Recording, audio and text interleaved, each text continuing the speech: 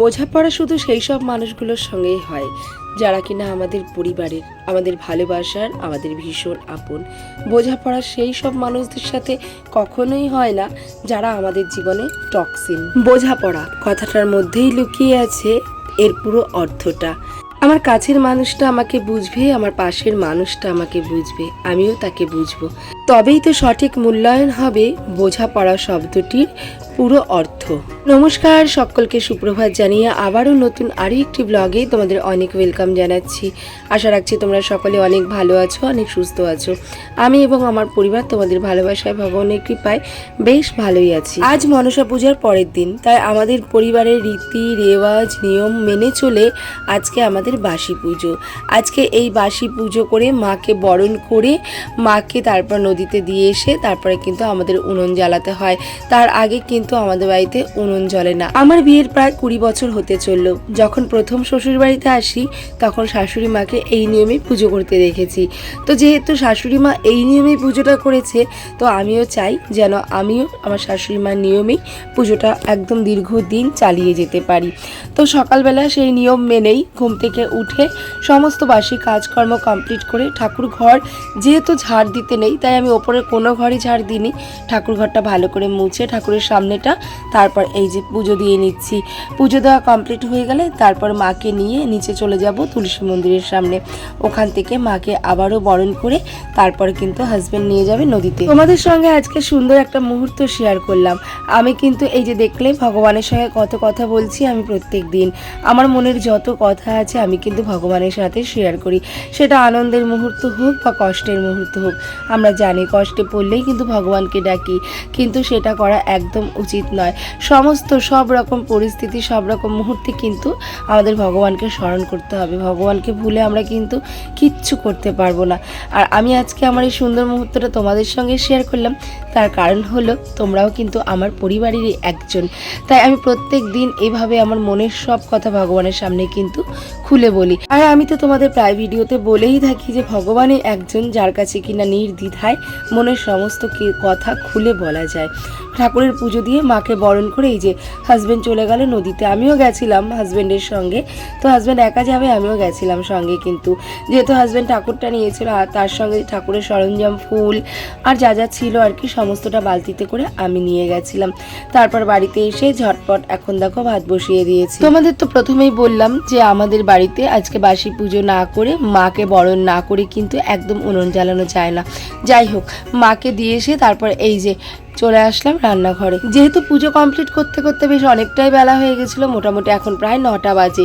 আর এই যে আমার মাত্র কিন্তু ভাত নামলো। আসলে আমি সকালবেলা সমস্ত কিছু উঠে আগে পুজোর জোগাড়টা করে নিয়েছিলাম। আর দুধটাও পাশের বাড়ি একটা দিদিভাইয়ের ফ্রিজে রেখে এসেছিলাম।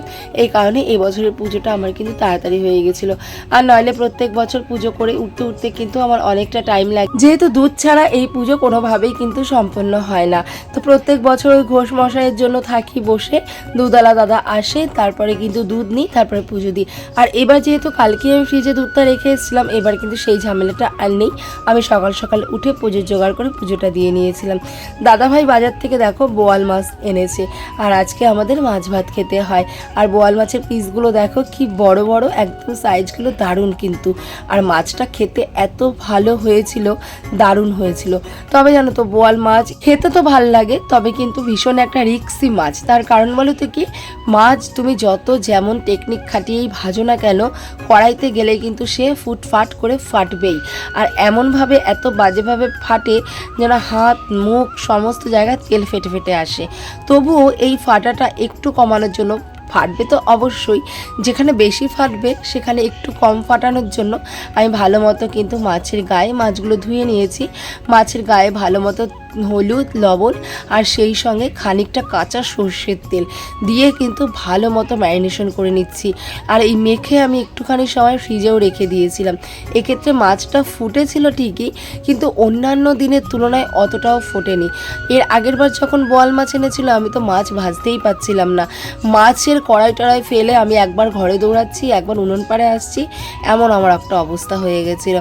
যাই হোক, আজকে ভালো করে মাছগুলো সর্ষের তেল, লবণ, হলুদ দিয়ে মাখিয়ে দিয়ে খানিকটা সময় ফ্রিজে রেখে দিয়েছিলাম। আর যেহেতু অনেকটা মাছ এনেছে তাই মাছের যে গাদার পিসগুলো ওগুলো আমি রান্না করছি। মোটমাট 8 পিস গাদার ছিল, তো ওই 8 পিস গাদার মাছগুলো রান্না করছি। আর বাকি যে মাথা আর ওই সামান্য পেটিগুলো ছিল সেগুলো কিন্তু আমি ডিপ ফ্রিজে রেখে দিলাম, একটা কন্টেনারের মধ্যে করে রেখে দিলাম। তার কারণ বলো তো কি, বোয়াল মাছের মাথায় কিন্তু কাঁটা খুব কম থাকে আর বোয়াল মাছের মাথায় কিন্তু মাছটাই বেশি থাকে। তো চিন্তা করে দেখলাম প্রায় 1 কিলো 400-450 গ্রাম মাছ এনেছিল, তো পুরো মাছটাই রান্না করে ফেলবো একদিনে। তাই গাদার মাছগুলো আজকে রান্না করলাম আর মাথা দিয়ে পেটি দিয়ে সেগুলো আমি ফ্রিজে রেখে দিলাম। আরেকদিন কিন্তু বেশ আলু দিয়ে যদি রসা করা হয় রান্না করে খাওয়া দাওয়া হয়ে যাবে। আর হাজব্যান্ড এরকম খাওয়া পছন্দ করে না, ওই মাছ তুলে রেখে দিয়ে পরে রান্না করা এই খাওয়াটা একদম পছন্দ করে না। যাই হোক, হাজব্যান্ড যদি নাও খায় তো বাচ্চারা খেতে পারবে, ব্যাস এতেই কিন্তু অনেকটা শান্তি। যাই হোক, ওদিকে ভাতটাও হয়ে গেছে, ভাতটা উপর দিয়ে নিয়েছিলাম আর এদিকে দেখো মাছগুলো ভাজতে বসিয়ে দিয়েছি। আর চাইলেই কিন্তু আমি একদিনেই সমস্ত মাছ রান্না করে ফেলতে পারতাম, তবে যেহেতু আমরা মিডিল ক্লাস ফ্যামিলির থেকে বিলং করি, তো আমরা মিডিল ক্লাস ফ্যামিলির প্রত্যেকটা গৃহবধূ বা মিডিল ক্লাস ফ্যামিলির আমরা যারা প্রত্যেকটা সদস্যই সবসময় চেষ্টা করি আজকে খেয়ে কালকে কি খাবো সেইটার যোগান দিয়ে রাখার কিন্তু চেষ্টা করি, যে আজকে যা পেলাম তাই খেয়ে নিলাম, কালকে কি খাবো পরে দেখা যাবে। আমরা কিন্তু এই চিন্তাটা কখনোই মনে আনি না, আমরা আজকে খেয়ে কালকে কি খাবো সেইটার যোগান কিন্তু আগের দিনই রেখে দিই। তো যেহেতু আমি এতগুলো মাছ একদিনে ফুরিয়েও ফেলতে পারতাম, কিন্তু আমি সেটা একদম করিনি। আমি কিন্তু মাছগুলো কিছুটা মাছ তুলে রেখেছি যাতে একদিন করে হয়ে যায়। আর এদিকে দেখলে তো রীতিমতো ঢাল তলোয়ার নিয়ে কিন্তু এই মাছগুলো বেশ ভাজছি, আর ভীষণ রিস্কে কিন্তু ভাজছি, কারণ আমার কয়েকবার তেল ছিটকে এসে কিন্তু হাতেও পড়েছিল। আর তোমরা তো রান্নাঘরের আর ওই গ্যাসের পরিস্থিতি দেখে বুঝতেই পারছো যে মাছ কতটা ফেটেছে।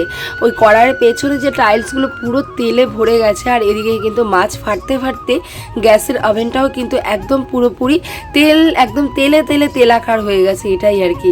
যাই হোক, মাছগুলো ভেজে আবার খানিকটা তেল দিয়ে ওতে আমি একটুখানি তেজপাতা আর জিরে ফোড়ন দিয়ে নিয়েছিলাম আর একটা শুকনো লঙ্কা, আর সেই সঙ্গে বেসিক যে মশলা জিরে আদা লঙ্কা পেঁয়াজ আর সেই সঙ্গে কয়েক টুকরো চেরা কাঁচা লঙ্কা দিয়ে মশলাটা কষাচ্ছি।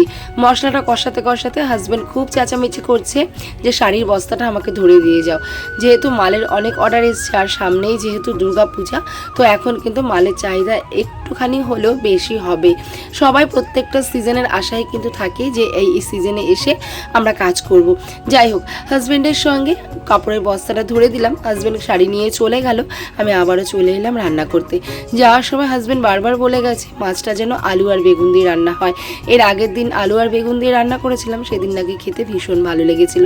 প্রথমে আমি ভেবেছিলাম মশলা দিয়ে কালিয়া টাইপের করব, তো তারপর যেহেতু হাজব্যান্ড বলে গেল ও কথাটা, তো ভাবলাম সবার মন জুগিয়ে চলাটাই আমাদের কর্তব্য। তা হাজব্যান্ডের কথা শুনে আমি সামান্য ছোট ছোট করে কেটে আলু আর বেগুন মশলার উপরে দিয়ে ভালো করে কষিয়ে নিয়ে এখন জল দিয়ে দিলাম। আর আমি যদি আগের থেকে প্রিপারেশন নিয়ে নিতাম যে আলু আর বেগুন দিয়ে করব, তাহলে তরকারিতে আমি কখনোই জিরে তেজপাতা ফোড়ন দিতাম না, তাহলে হয়তো সামান্য একটু কালো জিরা ফোড়ন দিতাম। আর এভাবে কখনোই আমি কাঁচা আলু কাঁচা বেগুন কিন্তু তরকারিতে দিতাম না, হয়তো আমি আলু আর বেগুনটা আগের থেকে ভেজে নিতাম। যাই হোক, এইভাবে প্রত্যেকটা রকমভাবেই আমাদের রান্না করা যায়, আর প্রত্যেকটা রকম রান্নারই কিন্তু আলাদা আলাদা টেস্ট আছে। আজকে তরকারিটা কিন্তু ভীষণ ভালো হয়েছিল।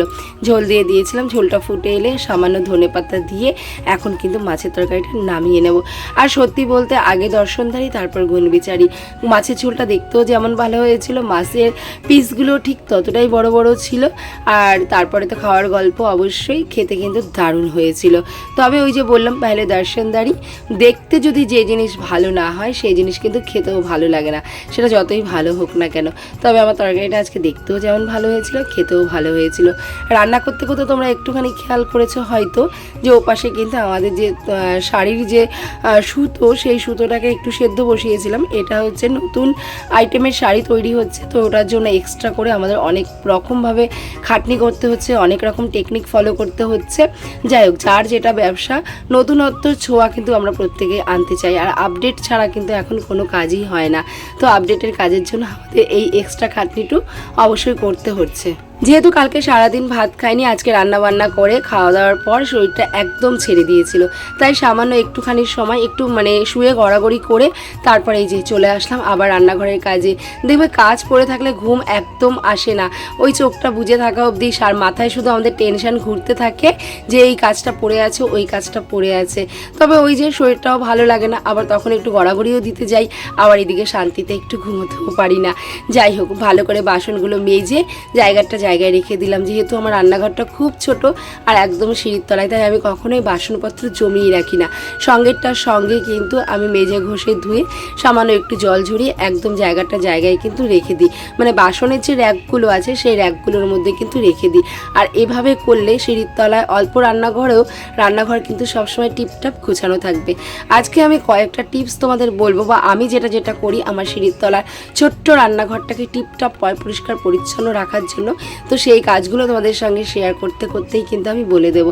প্রথমে তো তোমাদের বললামই যে বাসনগুলো আমি কখনোই মেজে আর কি এক জায়গায় জমা করে রাখি না। বাসনগুলো আমি সঙ্গে জল ঝরিয়ে জায়গায় গুছিয়ে রাখি। সঙ্গে না পারলেও এ বেলাটা ও বেলা হলেও করে ফেলি, কিন্তু একদম আজকেরটা কালকে পরশু এমন কিন্তু জমিয়ে রাখি না। তারপর আজকে যেহেতু বোয়াল মাছ রান্না করেছি, মাছ ফেটে তেল তো একদম সারা রান্নাঘর ছড়িয়ে গেছে, আর গ্যাসের পরিস্থিতিটা তোমরা দেখতেই পেলে। আর শুধু আজকে বলে নয় যে আমি এভাবে স্কচ ব্রাইট দিয়ে ডোলে গ্যাস মুছি, তো তোমরা যারা আমার ভিডিও রোজ দেখো তারা তো অবশ্যই জানো আমি কিন্তু প্রত্যেক দিন স্কচ ব্রাইট দিয়ে ভিম লিকুইড অথবা যে ডিটারজেন্ট পাউডার থাকে, আমি যাই থাকে যেটা দিয়ে বাসন মাজি না কেন সেটা দিয়েই কিন্তু গ্যাসটাকে ভালো করে চকচকে করে মেজে নিই। এতে করে গ্যাসের গায়ে তেল চিটচিটে ভাবও থাকে না, আর সেই সঙ্গে কিন্তু গ্যাসটাও একদম নতুনের মতো চকচকে থাকে। দেখবে উনুন আর কড়াই এই দুটো জিনিস যদি পরিষ্কার না থাকে সেই রান্নাঘরে কিন্তু অনেকেই খাবার দাবার খেতে চায় না, যেমনটা আমি। রান্নাঘরের বাসনপত্র, গ্যাস ওভেন এগুলো অপরিষ্কার রাখা কিন্তু আমার একদম পছন্দ নয়। যাই হোক, রান্নাঘর ছোট হোক আর বড় হোক, গ্যাস ওভেনটা সবসময় চকচক করলে কিন্তু দেখতেও বেশ ভালো লাগে। গ্যাস ওভেনটা ডিটারজেন্ট পাউডার দিয়ে ভালো করে চকচকে করে নিলাম, ব্যাস। তারপরে আসি 3 নম্বর টিপস, সেটা হলো ঘরের টাইলস।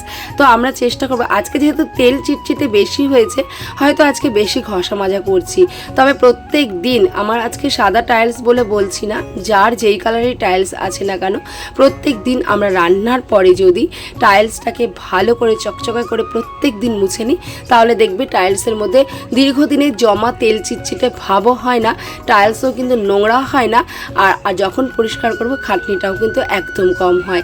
তো আমরা সবাই প্রত্যেকবার চেষ্টা করব রান্নার পর হাতে যতটা নাগাল পাবো ঠিক ততটাই আমরা টাইলসটাকে সুন্দর করে পরিষ্কার করে দেওয়ার। আর বাদবাকি যেটা একদম মাথার ওপরে থাকে বা একদম হাতের নাগালের বাইরে থাকে সেটা তো রোজ করা সম্ভব নয়, সেটা মাঝে সাঝে করতে হয়। তারপর 4 নাম্বার আমি যেটা করলাম সেটা হলো মিক্সার গ্রাইন্ডারটা সুন্দর করে পরিষ্কার করা। প্রত্যেক দিন আমি মশলা করার পর একটা ভিজা টাওয়েল হোক, শুকনো টাওয়েল হোক, হাতের সামনে আমি যেটা পাই সেটা দিয়েই কিন্তু মিক্সার মেশিনটাকে ভালো করে পরিষ্কার করে রাখি। আর রান্নাঘরের কিন্তু প্রত্যেকটা জিনিস আমাদের সৌন্দর্যের প্রতীক, একটার পর একটা। আমি এটা বলবো না যে এটা নোংরা থাকলে রান্নাঘর দেখতে খারাপ লাগবে না, ওটা পরিষ্কার থাকলে ভালো লাগবে, এমনটা কিন্তু নয়। রান্নাঘরের প্রত্যেকটা জিনিস কিন্তু সুন্দর করে চকচকে করে মুছে পরিষ্কার রাখলে রান্নাঘরটা সারা জীবন নতুনের মতো দেখা যায়, সেটা ছোট হোক বড় হোক, সিঁড়ির তলায় হোক বা আলাদা হোক। একই ভিজা টাওয়েল দিয়ে আমি কিন্তু ইন্ডাকশানটাকেও ভালো করে মুছে নিলাম। আমি অনেকের বাড়িতেই দেখেছি যে ইন্ডাকশান কিন্তু হয়তো দিনের পর দিন মাজে না, ইন্ডাকশানে প্রায় এতটা মোটা পুর পড়ে গেছে, তবে ওটা কখনোই করা উচিত নয়। এগুলো প্রত্যেক দিন একটু করে হালকা হাতে পরিষ্কার পরিচ্ছন্ন করে রাখা উচিত। তারপরে আর একটু যদি আমরা মানি প্ল্যান্ট বা যে কোনো আর্টিফিশিয়াল প্ল্যান্ট দিয়ে রান্নাঘরটাকে টুকটাক ডেকোরেশন করে রাখতে পারি, তাহলে কিন্তু রান্নাঘর মডিউলার কিচেনের থেকে কোনো অংশে কম যায় না। তারপরে আসি সিঙ্ক কিন্তু আমাদের প্রত্যেক দিন যতবার বাসন মাজবো বা যতবার সিঙ্কে কাজ করব ততবার যদি হালকা হাতে পরিষ্কার করে নিই, সিঙ্ক কিন্তু একদম চকচক করে। আর রান্নাঘরের মেন আকর্ষণ যেমন আমাদের গ্যাস ওভেন, তেমনি কিন্তু মেন আকর্ষণ কিন্তু আমাদের সিঙ্কটাকেও সবসময় পরিষ্কার পরিচ্ছন্ন রাখার চেষ্টা করি। থালা বাসন কোসন মাজার পর যে স্কচ ব্রাইটটা আমাদের অজান্তেই আমরা অনেক সময় বাসন কোসন মেজে হয়তো স্কচ ব্রাইটটা ওই অবস্থাতেই রেখে দিই, তবে এটা করা কখনোই উচিত নয়। প্রত্যেকবার বাসন মাজার সঙ্গে বাসন আমরা যেমন ধুয়ে রাখি তার সঙ্গে স্কচ ব্রাইটটাকেও যদি আমরা একটুখানি ধুয়ে রাখতে পারি, তাহলে যে তার থেকে একটা ব্যাড স্মেল সেটা কখনোই বেরোবে না। আর এটার মধ্যে কিন্তু জীবাণুও সহজে প্রবেশ করতে পারবে না। তো আমাদের সবসময় উচিত বাসন মাজার সঙ্গে সঙ্গে কিন্তু স্কচ ব্রাইটটাকে ভালো করে ধোয়ার। তো দেখো রান্নাঘরের কাজকর্ম একদম পরিষ্কার পরিচ্ছন্ন করে রান্নাঘরটাকে গুছিয়ে নিয়েছি। তো আজকের ভিডিওটা কেমন লাগলো, আমার সিঁড়ির তলায় ছোট্ট রান্নাঘর পরিষ্কারের আইডিয়াটা তোমাদের কেমন লাগলো? এতটুকু ভালো লাগলে লাইক কমেন্ট করো। আর চলো কালকের আরও একটা নতুন ভিডিওর আমন্ত্রণ জানিয়ে আজকের মতো এখানেই টাটা। সবাই ভালো থেকো, অনেক সুস্থ থেকো।